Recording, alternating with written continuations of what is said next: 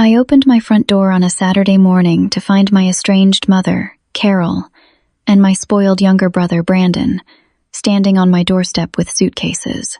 Before I could speak, Carol held up a printed screenshot of my LinkedIn profile, showing my title as Vice President of Marketing at a tech company, along with a salary estimate from an online calculator. Her first words cut through the morning air like ice. $230,000 a year? And you've been letting your own family struggle? I stood frozen in my doorway, my mind racing through 3 years of silence between us. 3 years since I had walked away from the toxicity. 3 years since Brandon had stolen the $5,000 my grandparents gave me for college graduation, money I had planned to use for my first month's rent in Seattle when I started my new job. He had bought a motorcycle with it. When I confronted him, Carol had taken his side, called me selfish for not understanding that Brandon needed transportation.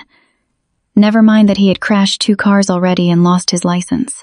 Never mind that I was about to move across the country with barely enough savings to survive. Carol pushed past me into my house, her eyes already scanning everything with an appraising look that made my skin crawl. Brandon followed, carrying an expensive gaming laptop under one arm and dragging a suitcase with the other. He was 24 now, and from the looks of his designer sneakers and the smartwatch on his wrist, he had not suddenly learned the value of hard work. "Nice place, sis," Brandon said, dropping his suitcase in my foyer like he owned it. "Way better than Mom's apartment." I found my voice finally. "What are you doing here? How did you even find my address?" Carol turned to face me, and I saw the expression I remembered from childhood. The one that said she was about to make me feel guilty for existing. "I'm your mother, Delia. Did you think I wouldn't keep track of my own daughter? Did you think you could just disappear and pretend you don't have family?" "You chose his side," I said quietly. "You always chose his side. He's your brother. Family protects family." Carol moved into my living room, running her hand along the back of my couch. "This must have cost $3,000. And that television? What is that? 75 inches. You've done very well for yourself." Brandon was already in my kitchen, opening my refrigerator and pulling out food. "Got any real food? Like pizza or something? This healthy stuff is gross." I followed him. "Brandon, you can't just help yourself to my food." He looked at me like I had said something absurd. "Why not? You're rich now. You can afford it." I turned to Carol, trying to keep my voice steady. "You need to tell me what this is about. Why are you really here?" Carol settled herself on my couch, crossing her legs and folding her hands in her lap. It was her negotiation posture. I had seen it 100 times growing up, usually before she talked her way out of paying a bill or convinced someone to give her something she wanted. "I've been following your career, Delia. I'm proud of you, even if you won't believe that. I saw your promotion 6 months ago, Vice President of Marketing at 32 years old. That's impressive." She paused, letting the compliment hang in the air like bait. "I've been struggling. The rent on my apartment went up. I have medical bills from last year, when I had that kidney stone. And Brandon, well, he's trying to start a business, but he needs capital." "What kind of business?" I asked, though I already knew this would be something ridiculous. "Cryptocurrency," Brandon called from the kitchen, his mouth full of my leftover pasta. "It's going to be huge. I just need about $20,000 to get started." I closed my eyes. Of course, Brandon's latest get-rich-quick scheme. Before this, it had been day trading. Before that, a multi-level marketing thing with energy drinks. Before that, a plan to become a professional video game streamer. "I can't give you $20,000, I said. Carol's expression shifted slightly. "Can't or won't?" "Both. I have a mortgage. I have student loans. I have expenses." "You make over $200,000 a year," Carol said, her voice sharpening. "Don't tell me you can't spare a little to help your family. I raised you by myself. Your father left when you were 2.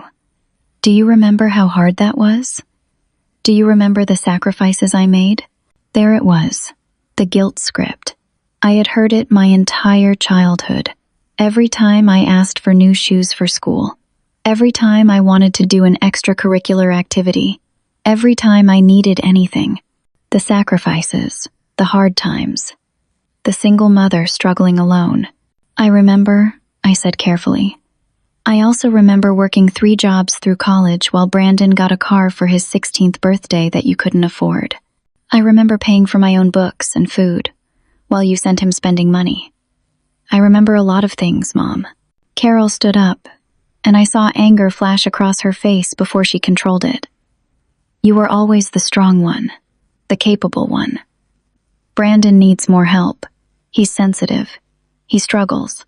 He's lazy, I said, surprised by my own bluntness. He's never held a job for more than 3 months. He's never taken responsibility for anything in his life. And you've enabled every bit of it.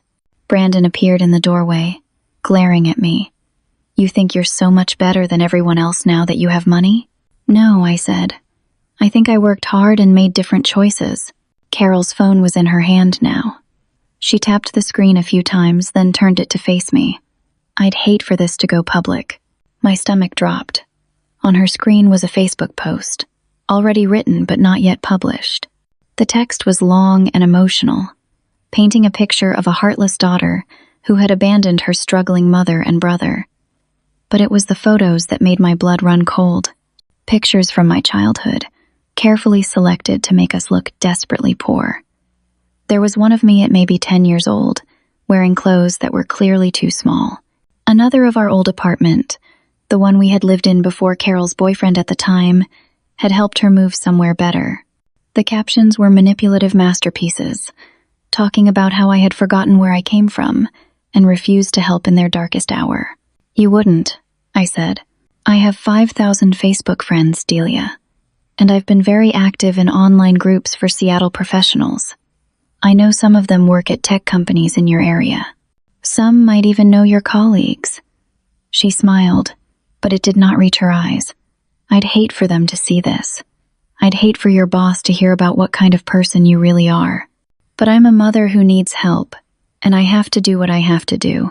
I stared at her, realization washing over me in cold waves. This was not a request. This was blackmail. My own mother was threatening to destroy my professional reputation if I did not pay her. How much? I asked, my voice hollow. 50,000, Carol said immediately. That will cover everything. My rent, my medical bills, Brandon's business startup. It's not that much to you. $50,000. 2 years of careful saving. Money I had been planning to use to finally pay off my student loans. I need time, I said. That's not money I can just pull out of my checking account. Carol's smile widened. Of course. We'll stay here for the weekend while you figure it out. Just a few days. Family helping family, right? Brandon was already heading toward my guest room, his suitcase wheels leaving marks on my hardwood floor. Carol patted my arm as she walked past me. You're doing the right thing, sweetheart. Family is everything. I stood alone in my living room, my hands shaking, and realized I had just been trapped in my own home. 3 days later, on Tuesday morning, I stood in my kitchen drinking coffee and staring at the disaster that had become my life. Carol and Brandon had not left after the weekend. Every time I brought up their departure, Carol found a new reason to delay. The car was making a strange noise, and she did not want to risk the drive back. Brandon was not feeling well. She was waiting for an important call about a job interview that had not happened yet. My guest room had been transformed into Brandon's gaming cave. He had set up multiple monitors, his gaming chair, and had somehow accumulated even more equipment that I had not seen him bring. The room smelled like energy drinks and old takeout containers. Worse, he had taken over my home office. The space where I did my remote work was now impassable, filled with his equipment and clothes and random junk. When I had tried to reclaim it yesterday, he had looked at me like I was being unreasonable. I need space for my setup, he had said. Your company has offices. Can't you just go there? Except I could not always go to the office. Part of my job's flexibility was working from home several days a week. Now I was trying to take video calls from coffee shops, struggling with spotty Wi-Fi and background noise. Yesterday, I had missed an important team meeting because the connection had dropped 3 times. Carol had made herself completely at home. She had rearranged my kitchen cabinets because they made no sense. She had moved furniture in my living room to improve the flow. She had even redecorated my bathroom with seashell soaps and a new shower curtain she had bought with my credit card, which she had found in my desk drawer. On Friday, trying to buy some peace and hoping they would finally leave, I had transferred $5,000 to Carol's account. Her response had been to smile and say it was a good start, and she would need $15,000 more by the end of this week. For what? I had demanded. The original amount we discussed, she had said calmly. This is just a portion of the $50,000. I never agreed to $50,000. You didn't say no, Carol had countered. And you transferred money, which shows you're willing to help. Don't back out now, Delia. I'd hate to reconsider keeping that Facebook post private. This morning, Tuesday, was particularly bad. I had discovered that Brandon had broken my espresso machine, the expensive one I had saved up for months to buy. He had apparently tried to make something called a triple-shot caramel macchiato explosion and had managed to snap off the steam wand and crack the water reservoir. It was an accident, he had said with a shrug when I confronted him. Just buy a new one. They're like $200, right? It was $800, I had said through clenched teeth. For a coffee maker? That's ridiculous. Who spends that much on coffee? Then, backing out of my driveway to move his car, Brandon had scraped the entire side of my vehicle against my mailbox post. The long, deep scratch ran from the front bumper to the rear door. When I had run outside at the sound of metal crunching, he had already gotten out and was examining the damage with mild interest. Huh, he had said. Your mailbox is in a weird spot. The mailbox has been there for 4 years, I had said, my voice rising. You weren't paying attention. Accidents happen, Delia. Don't be so uptight. Now, Tuesday morning, I was working from yet another coffee shop, trying to participate in a video meeting about our third-quarter marketing strategy. My boss, Janet, kept giving me concerned looks through the screen. I knew I looked exhausted. I had not been sleeping well. How could I? Knowing that 2 people who clearly hated me were living in my house, going through my things, destroying my property. My phone buzzed. A text from my bank, a fraud alert. 3 charges in the past hour totaling $2,000. Online purchases from electronic stores and fashion websites. I closed my laptop and called my bank immediately. After confirming my identity, the representative told me the charges appeared to be legitimate because they were made with my credit card information and sent to my home address. But I didn't make them, I insisted. Is it possible someone in your household used your card with permission? I thought about the credit card I had left on my desk, the one Carol had used for her bathroom decorations. No, not with permission. The representative started the dispute process, but warned me it could take weeks to resolve. In the meantime, they would cancel the card and send a new one. I drove home, my hands tight on the steering wheel. This had to stop. I was going to confront them and demand they leave today. I did not care about the Facebook post anymore. My professional reputation was already suffering.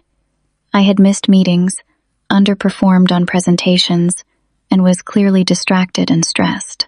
The damage Carol threatened was already happening, just from a different direction. I pulled into my driveway at 2 in the afternoon, planning my words. I would be calm but firm. This was my house. They needed to leave. I would help them find a hotel if necessary, but they could not stay here anymore. I walked in through the front door and froze. Carol was sitting at my dining room table with my laptop open in front of her. My personal laptop, the one I used for finances and personal emails, the one that should have been password protected. She looked up at me calmly. You changed your bank password. You're on my computer, I said, my voice shaking. How did you get into my computer? I watched you type the password last week, she said. You're not very careful about that sort of thing. 4131, your birthday backwards. Very predictable. I crossed the room in 3 steps and slammed the laptop shut. You were stealing from me. You were in my bank account. Carol stood up slowly, and there was no guilt in her eyes. No shame. No apology. I'm your mother. I gave you life. I raised you for 18 years. Fed you, clothed you, put a roof over your head. Everything you have, you owe to me. This money is just repayment for what I invested in you. I stared at her, genuinely speechless. The logic was so twisted, so narcissistic, that I could not immediately find words to respond. How much did you take? I finally asked. 12,000 over the past few days, Carol said calmly, like she was discussing the weather. Small transfers so you wouldn't notice right away. I know you check your accounts on your phone, but you don't look at every transaction. Combined with the 5,000 you gave me, that's 17,000. We're making progress. That's theft, I said. That's actual theft. You can go to jail for that. Carol smiled. Who's going to believe you? A daughter trying to get out of helping her poor mother? After I show everyone how you cut off your family when they needed you most? Please, Delia. You don't have the stomach for that fight. And we both know it. Brandon appeared from the hallway, eating a sandwich. He looked at both of us and grinned. Did she find out about the laptop thing? You knew? I asked. Dude, Mom's been planning this for like a week. It's kind of genius, actually. I grabbed my laptop and went to my bedroom, slamming the door. My hands were shaking so hard I could barely type as I changed every password I could think of. Bank accounts, credit cards, email, social media, everything. I called my bank again and explained that someone had accessed my account without permission and made unauthorized transfers.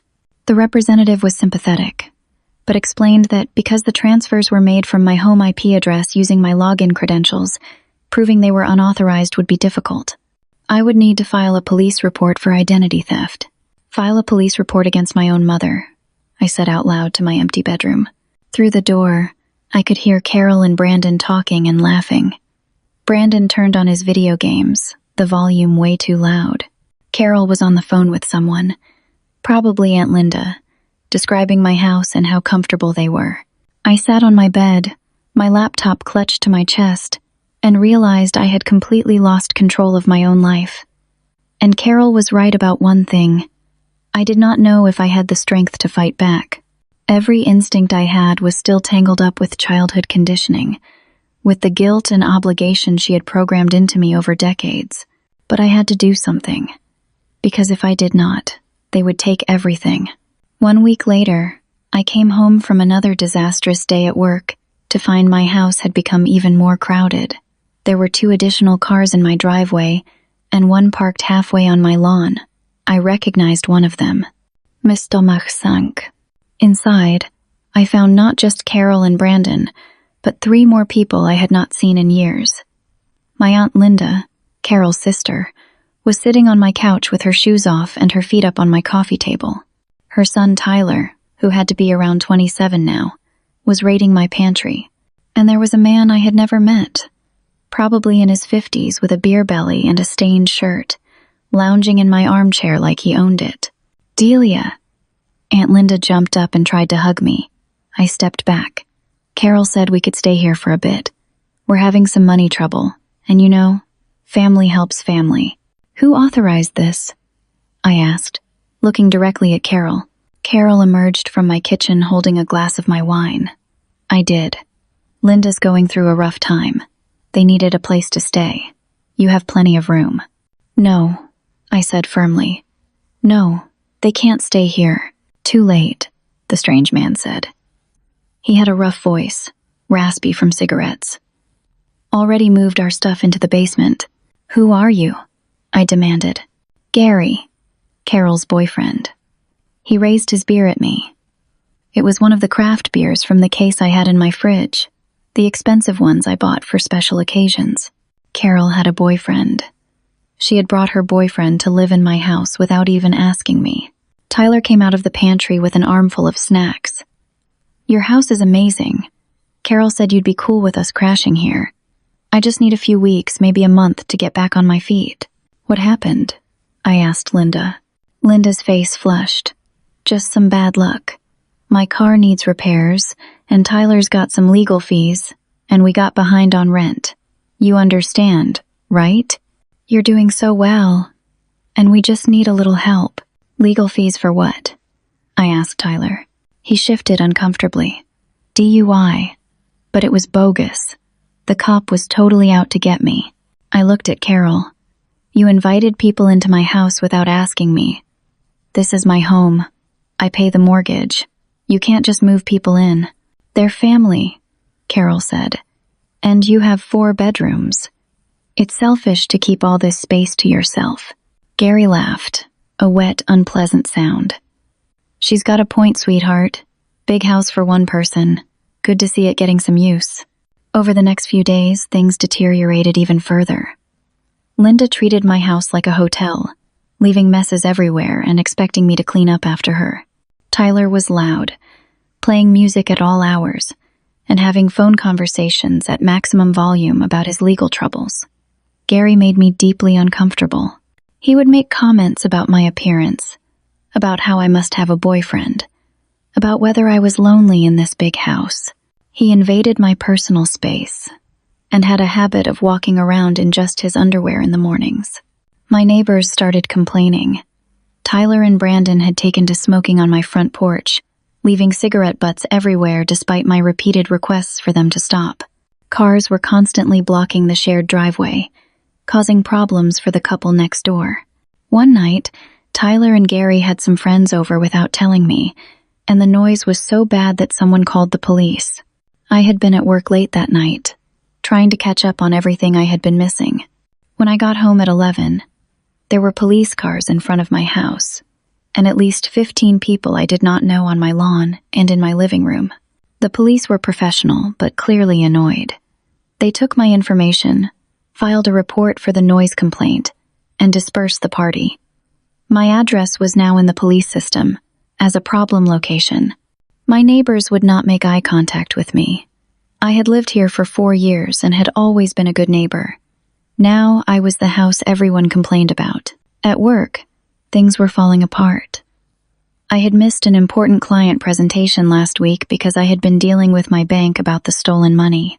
One of my team members had to step in at the last minute, and while she did okay, the client had specifically requested me. My boss, Janet, had called me into her office. "Delia, I'm concerned," she had said. "You've been distracted lately. You've missed meetings. Your work quality has slipped. And I heard from HR that they received a strange call about you." My heart had sunk. "What kind of call?" "Someone claiming to be your mother, asking about employee assistance programs and mental health resources. She said you've been having difficulties and asked if we had counseling available." Janet had looked at me carefully. "Is everything okay? Are you struggling with something you need help with?" I had wanted to tell her everything, but how could I explain that my family had invaded my home, was stealing from me, and was now apparently trying to convince my employer that I was mentally unstable? It sounded insane. "I'm fine," I had lied. "Just some family stress. I'll handle it." Janet had not looked convinced, but she had nodded. "Take care of yourself, and if you need to talk to someone, HR really does have resources."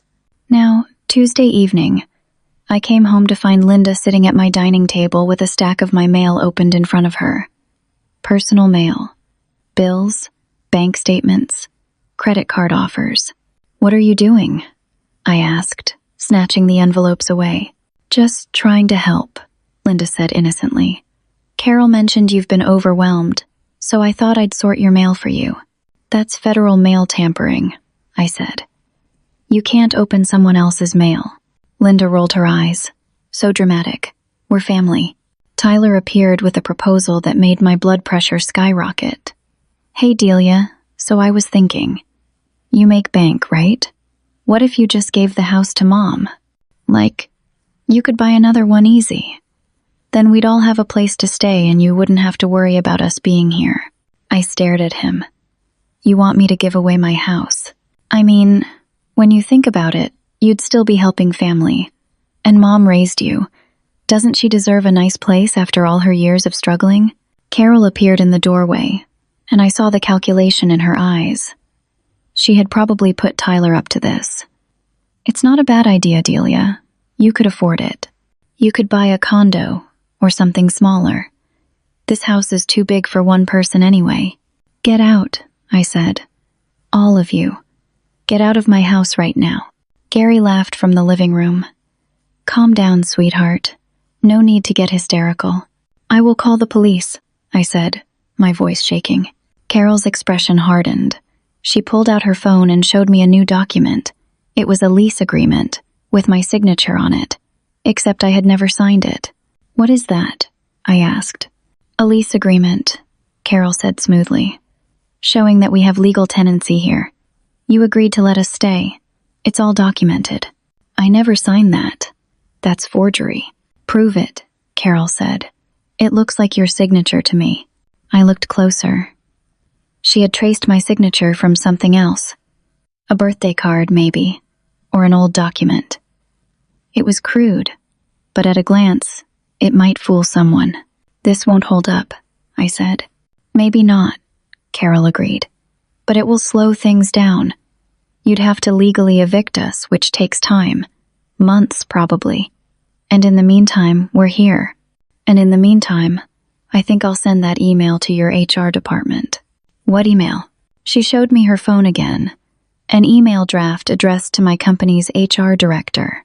It expressed concern about my mental health, my erratic behavior, my paranoid accusations against my family, and asked whether the company had noticed any performance issues.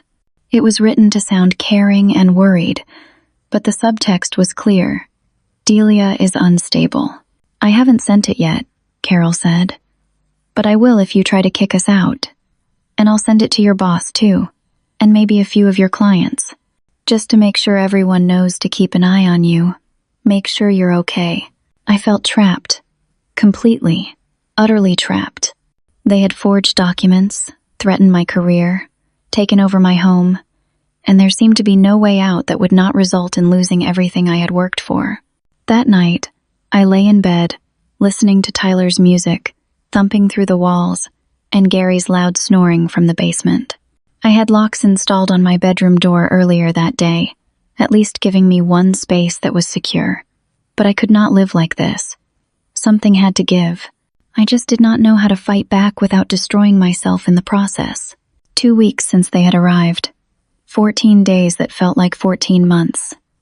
The wellness check meeting at work had happened yesterday, and it had gone worse than I could have imagined. I had sat in a conference room with Janet and 2 people from HR, trying to explain that I was fine, just dealing with some family issues. But I looked terrible. I knew I did. Dark circles under my eyes from lack of sleep. Weight loss from stress killing my appetite. A nervous energy that made me fidget and stumble over words. We're just concerned, the HR director, Patricia, had said gently. We received some information suggesting you might be struggling, and your performance has been affected. We want to help. What information? I had asked, though I knew. Patricia had glanced at Janet before answering. Your mother contacted us. She seemed very worried about you. She mentioned some concerning behaviors, some financial decisions, some conflicts with family members. My mother, I had said slowly, is manipulating you. She's trying to damage my reputation because I won't give her money. Even as I said it, I heard how it sounded. Paranoid, defensive, exactly what someone with mental health issues might say. I understand this must be difficult, Patricia had continued. Family conflicts often are, but we need to make sure you're able to perform your job duties. We have resources available. Counseling, leave time if you need it, support systems. I don't need leave time, I had insisted. I need my family to leave my house. That's all. Janet had spoken then, her voice kind but firm. Delia, you've missed 3 client meetings in the past 2 weeks. Your team has complained that you're not responding to emails. Yesterday's presentation to the marketing committee was incomplete. This isn't like you. Something is clearly wrong. The meeting had ended with me promising to consider their offer of counseling and to improve my work performance immediately. But I had seen the looks they exchanged. They thought I was falling apart. This morning, Tuesday, things got exponentially worse. I had come home from the office early, hoping to grab some files from my home office that Brandon had blocked me from accessing. What I found instead sent me into a panic. Carol was in my study, going through file boxes I kept in the closet. Papers were spread across the desk, confidential work documents, client contracts, marketing strategies, competitive analysis reports. Things that were absolutely not supposed to leave the office, but that I sometimes worked on from home. "What are you doing?" I had demanded. Carol had looked up calmly. "Just interested in what you do. It's very impressive." "Those are confidential," I said, gathering up the papers with shaking hands. "You can't look at those." But the damage was potentially done. She had seen client names, budget figures, strategic plans. I did not know what she might do with that information, but my trust in her was now completely gone. Then Brandon's social media posts started showing up. I did not follow him, but a former colleague who apparently did sent me screenshots with a concerned message. "Is everything okay?" The posts were from inside my house. Brandon posing with my things, showing off rooms, tagging the location, living the high life at my rich sister's mansion. One caption read, "Family perks," said another, with a photo of him in front of my car, the one he had damaged.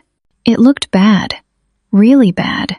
It looked like I was supporting him, like I was flaunting wealth while he mooched off me, like I was part of whatever dysfunction was on display. Some of my professional contacts saw these posts. I started getting messages.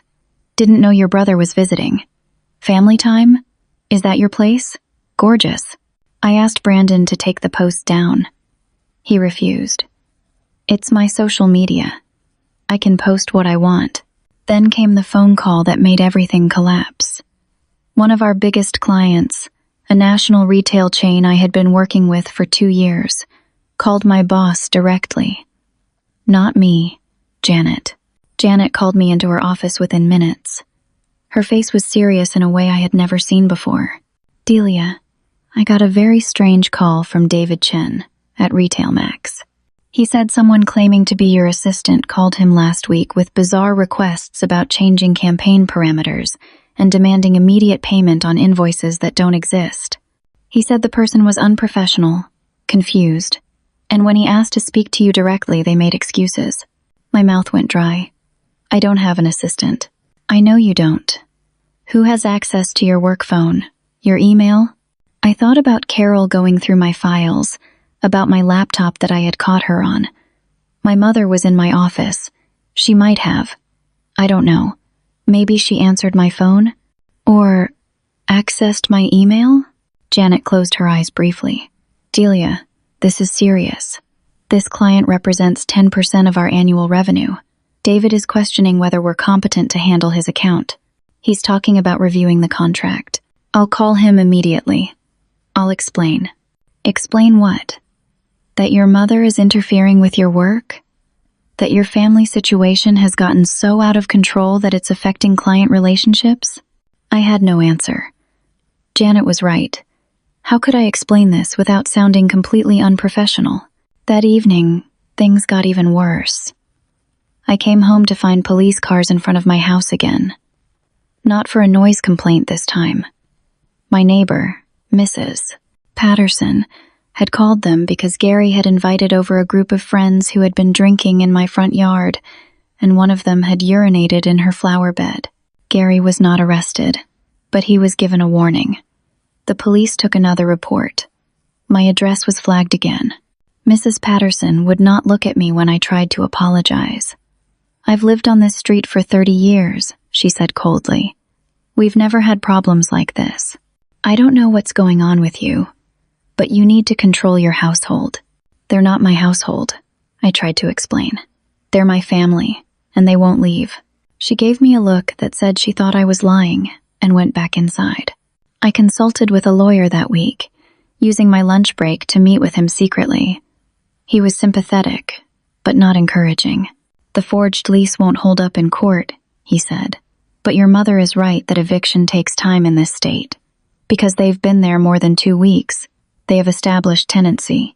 You'll need to give them proper notice, typically 30 days.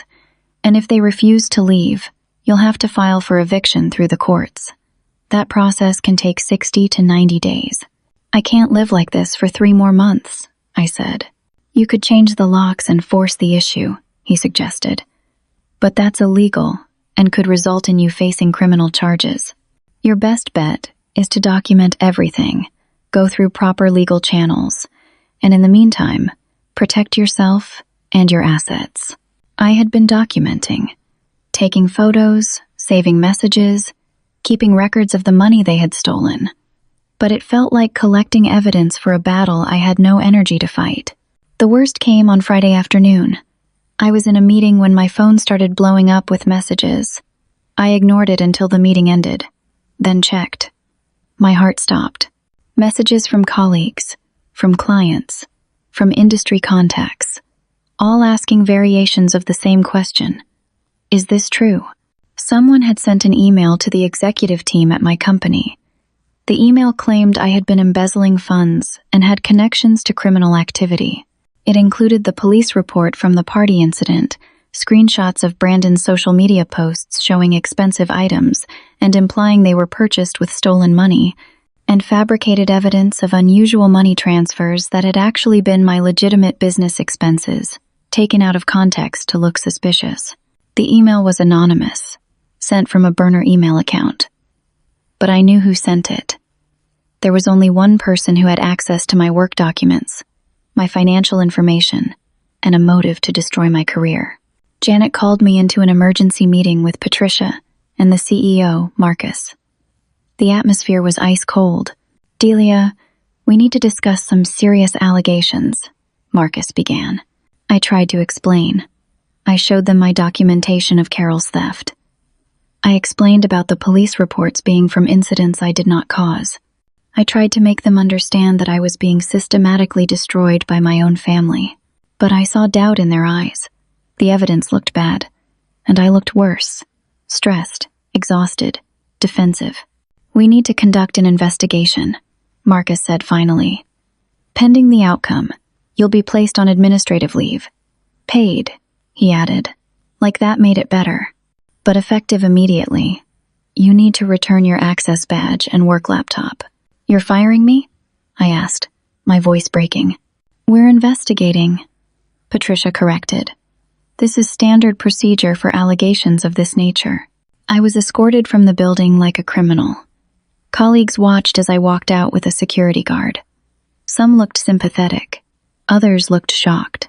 I'm sure some believed I had actually done something wrong.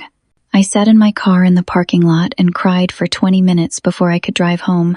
When I got there, Carol and Brandon were celebrating. I could hear it before I even opened the door. Music, laughter, the sound of people having a good time. I walked in to find them drinking my expensive wine, eating takeout they had ordered with money they clearly did not have. You're home early, Carol said, smiling. You sent that email, I said. You destroyed my career. Carol's smile did not waver. I have no idea what you're talking about. You went through my files. You found my work information. You fabricated evidence and sent it to my company. They've put me on leave. I could lose my job. That sounds like a you problem, Brandon said, laughing. Maybe you shouldn't have been so uptight about helping family. I stared at my mother. Why? Why are you doing this? Because you were going to kick us out, Carol said simply. And we're not ready to leave. This house is comfortable. This life is nice. Why shouldn't we enjoy it? You have plenty. You can share. So you're destroying my life because I won't let you steal from me? I prefer to think of it as teaching you a lesson, Carol said. Family comes first. Always. You forgot that. So now you'll learn what happens when you don't take care of your family. The twisted logic, the complete lack of remorse, the calculated cruelty of it all finally broke something inside me. I realized I was not dealing with a difficult family member. I was dealing with someone who genuinely saw me as a resource to be exploited, not a person to be loved. I went to my bedroom, locked the door, and stared at the ceiling. I had lost my job, or was about to. My savings were depleted.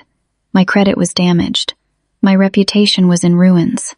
My home was occupied by people who hated me, but wanted to use me. I had nothing left to lose, which meant, maybe, I finally had nothing left to fear. 3 weeks. 21 days since they had shown up on my doorstep. I sat on my bedroom floor, surrounded by papers, and tried to figure out how my life had become unrecognizable. The administrative leave had been extended. The investigation was ongoing. My lawyer had explained that while the company would find no evidence of embezzlement because there was none, the damage to my professional reputation was severe. These kinds of accusations have a way of sticking, he had said, even when disproved. But that was not even the worst of it anymore. 2 days ago, I had discovered that Carol had opened credit cards in my name. 3 of them. She had somehow gotten hold of enough of my personal information, probably from going through my files, to apply for credit using my identity. $30,000 in new debt had appeared on my credit report. Charges for electronics, clothes, furniture, even a vacation rental that I assumed they were planning to use. I had filed fraud reports with the credit bureaus and the credit card companies, but the process was slow. And in the meantime, my credit score had plummeted. The mortgage company had sent a letter asking about the new debt and whether I could still afford my payments. Then there was Brandon's latest disaster. He had taken my car again, without asking, and had driven it drunk. He had crashed it into a guardrail on the highway, totaled it. Thank God no one else was hurt, but Brandon had been arrested. And because the car was registered in my name, I was liable for the damage. My insurance rates were going to skyrocket, assuming the insurance company even paid out, given that an unauthorized, uninsured, drunk driver had been behind the wheel. Brandon had called me from jail at 3 a.m, expecting me to bail him out. I had said no. Carol had somehow managed to scrape together bail money, probably from the stolen funds, and now he was back in my house, nursing a hangover and complaining that I had not helped him. Family is supposed to help family, he had muttered when he got home. I had not responded. I was beyond words. At work, the investigation had concluded.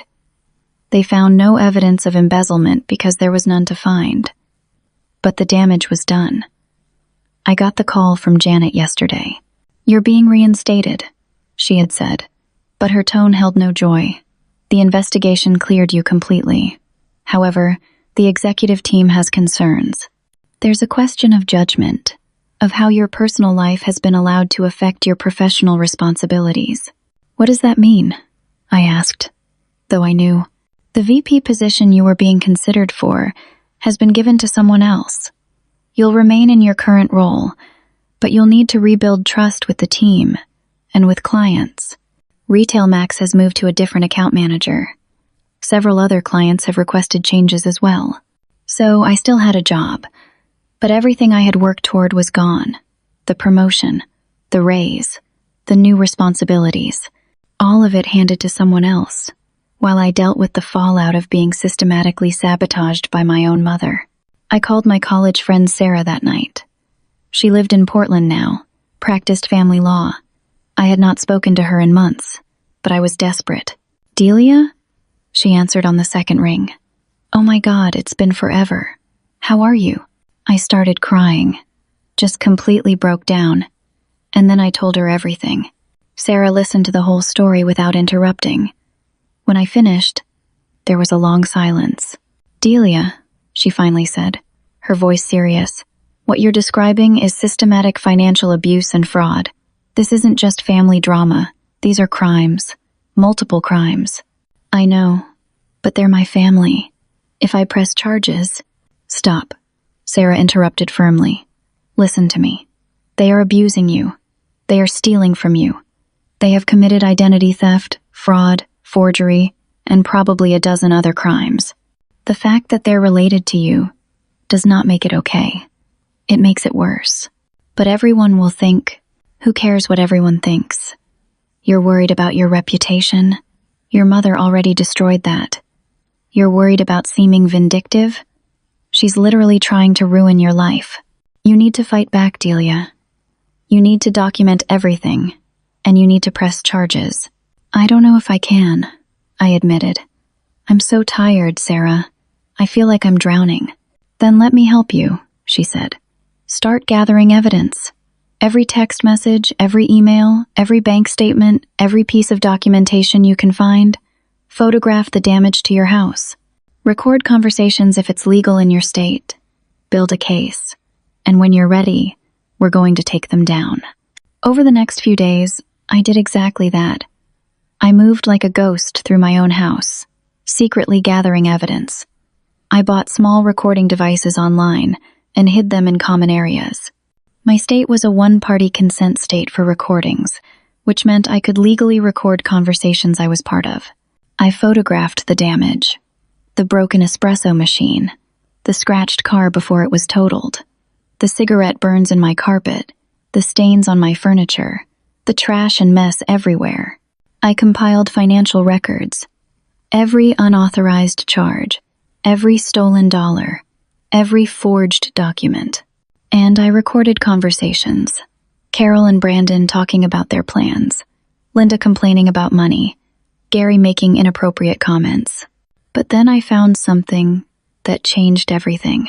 I was in Carol's room, quickly searching while she was out shopping with Linda. I was looking for any additional forged documents, anything that might help my case. In her suitcase, tucked into a side pocket, I found a notebook. I almost did not open it, but something made me flip through the pages. What I found made my blood run cold. It was a planning journal, dating back over 2 years. Carol had been tracking me, my job promotions, my salary increases based on online estimates, my social media posts, my address, everything. There were notes. Wait until after VP promotion. Use Brandon's business story. Linda and Gary available for support if needed. Target amount, $100,000 over 6 months. $100,000. That was her goal. $50,000 was just the opening bid. But worse than that were the other names in the notebook. Other family members I barely knew. Cousins. Distant relatives. With notes next to their names about their finances, their jobs, their vulnerabilities. One note next to my cousin Jennifer's name said, recently divorced. Probably has settlement money. Guilt angle. Mom helped her through childhood difficulties. Carol was not just running a con on me. She was running cons on multiple people. This was what she did. This was how she survived. She moved from family member to family member, bleeding them dry, then moving on to the next one. There were letters shoved into the back of the notebook, from people pleading with Carol to pay them back. From a cousin I had not seen since childhood, saying she had lost her savings to Carol's schemes. From an uncle threatening legal action. There was a restraining order from Gary's ex-wife, claiming Carol and Gary had been harassing her for money and had made threats. This was not a desperate mother making bad choices. This was a predator. A calculating, methodical predator who used family bonds as weapons to exploit people. And I was just the latest victim. But I was also the one she had underestimated. Because I had resources. I had education. I had connections. And now, I had evidence. I took photos of every page in that notebook with my phone. I put everything back exactly as I had found it. And then I called Sarah. I found something, I said. Something big. And I think it's time to fight back. Sarah's voice was fierce. Tell me everything. We talked for 2 hours. She helped me understand the full scope of what Carol had done and what I could do about it. Identity theft, fraud, forgery, harassment, false reporting. The list went on. You need to go to the police, Sarah said, with all of this evidence. And you need to do it soon, before she realizes you're onto her. They're going to say it's a family matter, I said. They're going to tell me to handle it civilly. Not with identity theft, they won't. Not with documented fraud. Not with that notebook showing premeditation. Delia, you have enough here to put her in jail. That night, I could not sleep. I lay in my locked bedroom, listening to the sounds of my occupied house, and made a decision. I was done being a victim. I was done letting guilt and fear control me. I was done protecting people who only wanted to destroy me. Tomorrow, everything would change. 4 weeks. I had been methodically, quietly preparing for this moment. On the surface, I played the part of the defeated daughter. Exhausted, compliant, broken. Carol's guard had dropped. She thought she had won. She had no idea what was coming. I had spent the past week moving my most valuable possessions out of the house. Small items first. My grandmother's jewelry, important documents, photos that could not be replaced. I rented a storage unit 3 towns over and made trips during my lunch breaks, carrying boxes that Carol thought were work files. I had installed recording devices in every common room of my house. Legal, my lawyer confirmed, because I was a resident and party to the conversations. The recordings I captured were damning. Carol and Brandon discussing their next moves. Once we get her to take out the home equity loan, we'll have at least another $200,000 to work with. Carol's voice on the recording. Then we can leverage that into making her sell the house. She's so beaten down now. She'll do whatever we say. Brandon laughing. It's almost too easy. She's such a doormat. Linda talking about how long they could ride this gravy train before moving on to the next target. Gary discussing his plans to convince me to invest in his business opportunity, which was clearly a scam. I captured all of it. Hours of recordings that showed premeditation, conspiracy, and absolute contempt for me. I had gone to the bank in person and filed formal fraud reports on all the unauthorized transactions. I provided evidence, the planning notebook, the forged signatures, the timeline showing I was at work when many of the transactions occurred. I contacted the credit card companies Carol had opened in my name and filed police reports for identity theft. The bank had frozen those accounts and started investigating. Most importantly, I had reconnected with clients. I reached out to David Chen personally, explained what had happened without making excuses, and provided documentation showing the imposter calls had not come from me. He was skeptical at first, but when I showed him the police reports and explained I was pursuing legal action against my family, his attitude changed. "I had no idea you were dealing with this," he said. "That's horrific. Look, I can't promise to move the account back immediately, but I'll speak to the team. What you're going through, that takes courage to fight back against." At work, Janet had pulled me aside yesterday. "I heard you're filing charges against your family. Is that true?" "Yes," I said simply. She studied me for a long moment. "Good. What they did to you, to this company, was completely unacceptable. I want you to know that once this is resolved, we'll be looking at that VP position again. A different division. Fresh start. You're a good employee, Delia. You deserve better than what happened." That conversation had nearly made me cry. But I held it together. I was not done yet. The recording devices had also captured something I had not expected.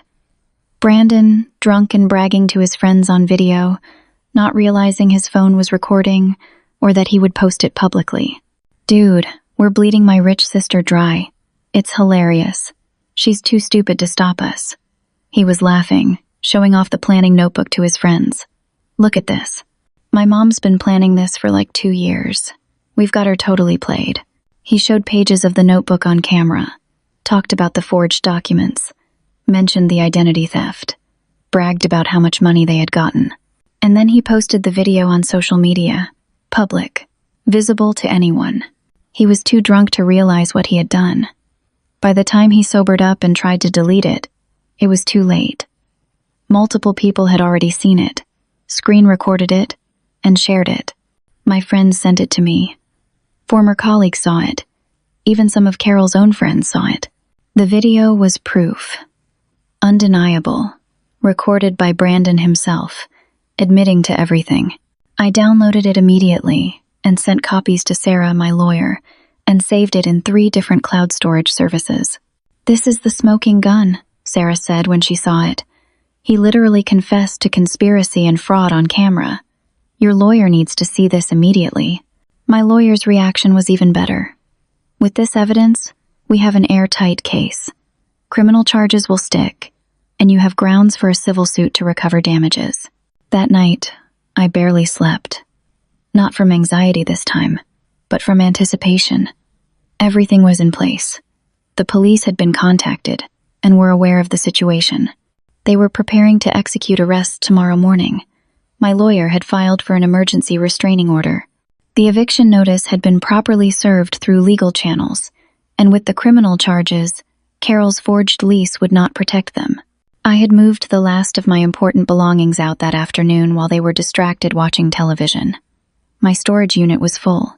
I had important documents, my grandmother's jewelry, photo albums, anything irreplaceable. The house could be damaged, property could be replaced, but I was getting my life back. At 7 in the morning, I heard cars pull up outside. I looked out my bedroom window and saw 3 police vehicles. My heart pounded. I unlocked my bedroom door and walked downstairs. Carol was in the kitchen making coffee, wearing my robe. Brandon was asleep on the couch. Gary and Linda were still in the basement. There was a firm knock on the door. I answered it. "Delia Matthews?" the officer asked. I nodded. "We have warrants for the arrest of Carol Matthews and Brandon Matthews. Are they here?" "Yes," I said clearly. "They're both here." I watched as officers entered my house. I saw Carol's face when she realized what was happening. The shock, the disbelief, the anger that quickly followed. "You can't do this," she said as they read her rights. "I'm your mother." "You're a criminal," I said calmly. "And you're not welcome in my home anymore." Brandon woke up to handcuffs. He tried to run. They caught him before he made it to the back door. He started yelling, cursing at me, calling me every name he could think of. I felt nothing but relief. Linda and Gary were not arrested, but they were served with trespass notices. They had 30 minutes to gather their belongings and leave. They scrambled, throwing clothes into bags, both of them pale and scared. "I didn't know," Linda kept saying. "I didn't know Carol was doing all that. I thought you were okay with us being here." "Leave," I said, "and don't come back." The police searched Carol's room and found the planning notebook, just as I had told them they would. They found forged documents. They found stolen credit cards. They found evidence of multiple cons. As Carol was being led to the police car, she looked back at me. "You'll regret this. Family doesn't do this to family." "You were never family," I said. "You were just someone who took advantage of someone who loved you." The police cars drove away. Linda and Gary left minutes later, and then my house was silent.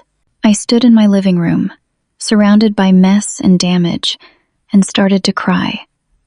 Not from sadness, from relief, from exhaustion, from the overwhelming realization that it was finally over. My phone rang. It was Sarah. "Did it happen?" she asked. "It's done," I said. "They're gone. How do you feel?" I thought about it. Free. I feel free. The next few weeks passed in a blur of legal proceedings and recovery.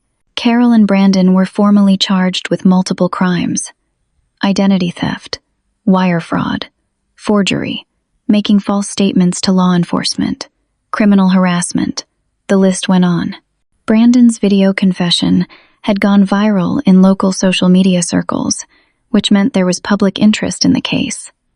The prosecutor's office was taking it seriously. At the arraignment, Carol tried to play the victim. Her public defender argued that this was a family dispute blown out of proportion. The judge was not sympathetic, especially after reviewing the evidence. The planning notebook, the recordings, Brandon's confession video, the documented theft of over $47,000. Bail was set high. Carol could not afford it. Brandon could not afford his either. They would wait in jail until trial. My lawyer filed for a restraining order, which was granted immediately. Neither Carol nor Brandon were allowed within 500 feet of me, my home, or my workplace. Linda and Gary were added after my lawyer argued they had been complicit in the harassment. The trial happened faster than I expected. With Brandon's video and the mountains of evidence I had collected, both of them took plea deals rather than risk trial. Carol was sentenced to 18 months in jail plus 3 years probation. Brandon got 12 months plus probation. Both were ordered to pay full restitution, which would be garnished from any future wages for years to come. At the sentencing, the judge looked at Carol and said something I will never forget. "You exploited the natural bond between parent and child for personal gain. You systematically abused someone who had every right to expect love and support from you. This court finds your actions particularly egregious because of the betrayal of trust involved." Carol did not look at me during sentencing. Brandon glared at me the entire time, like this was somehow my fault. I felt nothing but relief when the bailiff led them away. Work was a different kind of recovery. Janet had been true to her word. After the trial concluded and the full story became public through court records, the company issued a formal apology to me. They acknowledged that they had not supported me adequately during the crisis and had allowed false accusations to damage my standing. "We should have believed you," Janet said privately. "We should have investigated the allegations against you more carefully before taking action. I'm sorry." The VP position she had mentioned became available 3 months later when someone left the company. I was offered the role. A different division, like she had said. Digital marketing strategy. Better salary. Better team. A fresh start. David Chen at Retail Max reached out personally. "I owe you an apology. When I heard what really happened, what you were dealing with while still trying to manage our account, I felt terrible. I'd like to move the account back to you if you're willing." I was willing. And he brought 2 additional accounts with him based on his recommendation. My colleagues rallied around me once they knew the truth. People I had thought were judging me turned out to have been concerned but unsure how to help. One of my team members organized a house cleaning party after everything was settled. 8 people showed up with cleaning supplies and spent a Saturday helping me repair damage and restore my home. "You would do the same for any of us," she said when I tried to thank her. "That's what real family does." The financial recovery took longer. My credit score had taken a significant hit, but with the fraud reports and court judgments in my favor, the credit bureaus eventually removed the false debts. The garnishments from Carol and Brandon's wages meant I would eventually recover some of what was stolen, though it would take years. Insurance covered some of the car damage, though not all of it since Brandon had been driving illegally. I bought a used car to get by and started rebuilding my savings. The house repairs came out of my emergency fund, which was depleted but not destroyed. I replaced what was broken, repaired what was damaged, and slowly made my space feel like mine again. But the biggest recovery was emotional. I started therapy 2 weeks after Carol was sentenced. My therapist, Dr. Williams, helped me understand the depth of the psychological abuse I had endured, not just during those 4 weeks, but throughout my entire childhood. "You were programmed to feel guilty for having needs," she explained. "You were taught that setting boundaries was selfish. Your mother conditioned you to be exploitable." Learning to recognize those patterns, to understand that I had been manipulated my entire life, was painful. But it was also liberating. I was not selfish for wanting to protect myself. I was not cruel for pressing charges. I was not a bad daughter for refusing to be victimized. I started building real relationships. I reconnected with old friends I had lost touch with. I accepted invitations to social events I would have previously declined. I let people get close to me, even though it was scary. Sarah visited from Portland 6 months after everything ended. We spent a weekend together, catching up on years of lost time. "I'm proud of you," she said over coffee. "What you did took incredible courage. A lot of people in your situation would have just endured it forever." "I almost did," I admitted. "I was so close to just giving up. But you didn't. You fought back. You saved yourself." I thought about that a lot. I had saved myself, not by being rescued, but by recognizing my own worth and fighting for it. A year after it all began, I hosted a dinner party. Sarah flew in for it. Janet came, along with several colleagues who had become genuine friends. David Chen came with his wife, Dr. Williams came, which was unconventional but felt right. Even Mrs. Patterson from next door came, after I had apologized profusely for the chaos of that terrible month. "Water under the bridge," she said kindly. "I'm just glad you're okay." We gathered around my dining room table, the same table where Carol had once sat and plotted how to steal from me. But now it was filled with people who actually cared about me. People who celebrated my successes instead of exploiting them. People who supported me instead of tearing me down. During dinner, someone asked me what I had learned from the whole experience. I thought about it carefully before answering. "I learned that family is not about blood," I said. "It's about love and respect and mutual support. Real family celebrates your success. Real family wants you to thrive. Real family does not exploit you." I learned that kindness without boundaries is not kindness at all. It's self-destruction. You can be a good person and still protect yourself. I learned that asking for help is not weakness. It's wisdom. I could not have gotten through this alone, and I should not have tried to. But most importantly, I learned that I was always strong enough to save myself. I just had to believe I deserved saving. There was silence around the table. Then Sarah raised her glass. "To Delia, the strongest person I know." Everyone raised their glasses. "To Delia." I looked around at these people, my chosen family, and felt overwhelming gratitude. The path to get here had been brutal. The pain had been real. The losses had been significant. But I was free. Truly free for the first time in my life. Free from guilt that was not mine to carry. Free from obligation to people who did not deserve it. Free from the prison of family trauma. I rebuilt my savings. I got promoted again. I bought new furniture. I adopted a dog, a rescue named Max, who was as grateful for a second chance as I was. I traveled. I laughed. I lived without fear. Occasionally, I heard news about Carol and Brandon through the legal system. They were released from jail after serving their sentences. They both violated probation within months and went back. I stopped following after that. Their lives were not my concern anymore. I never spoke to them again. The restraining order became permanent. They were not allowed to contact me in any way. Sometimes I wondered if Carol ever understood what she had done wrong. But mostly, I did not think about her at all. 2 years after everything ended, I met someone. His name was James, and he was patient and kind and utterly baffled when I told him my family story.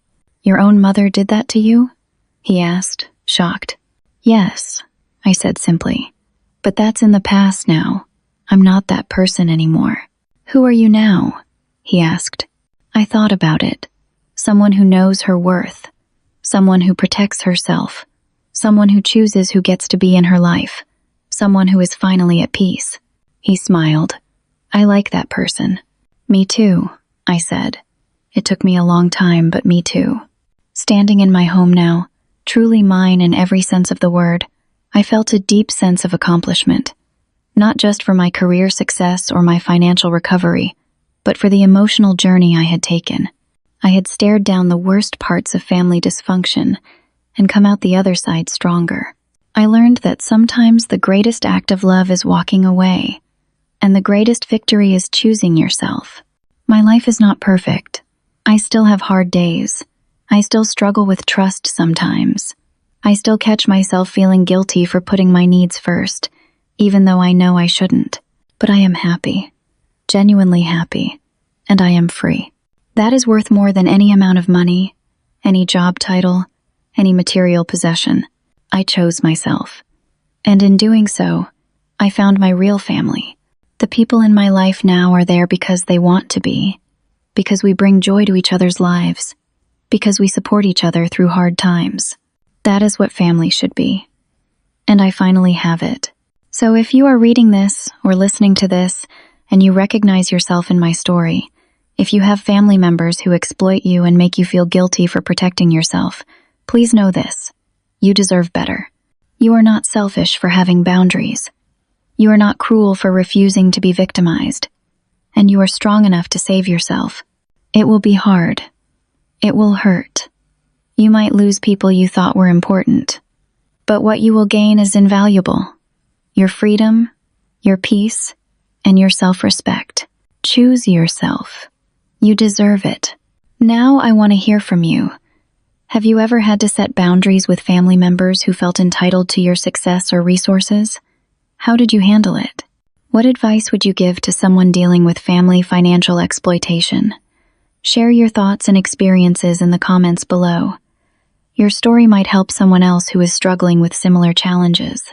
If this story resonated with you, please give it a like and subscribe to hear more stories about overcoming adversity and finding strength in difficult situations. Share this with anyone who might need to hear that it's okay to choose yourself, that boundaries are healthy, and that real family supports you instead of exploiting you. Thank you for listening to my story. I hope it brought you some insight, some comfort, or some courage if you needed it. Remember, you are stronger than you think, and you deserve to be treated with love and respect. Take care of yourselves, protect your peace, and never let anyone make you feel guilty for thriving.